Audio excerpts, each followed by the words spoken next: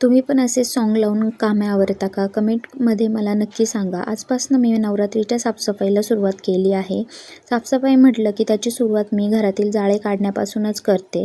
तर इथे मी घरातील सगळे जाळे काढून घेतले. मग फॅनवरून देखील एक हात मारून घेतला, कारण नंतर फॅन पुसायचाच आहे. पण म्हटलं आता आपण जाळे काढत आहे तर एक फॅनवरून हात मारून घेऊ, कारण मग त्याच्यावरची धूळ देखील खाली पडेल. त्यानंतर मी थोडे थोडे गोधडे वगैरे पण धुणार आहे, कारण मेन काम म्हणजे साफसफाईचं मेन काम म्हणजे ब्लँकेट वगैरे धुणं आणि सर्व भांडे घासणे हे 2 मेन कामं असतात.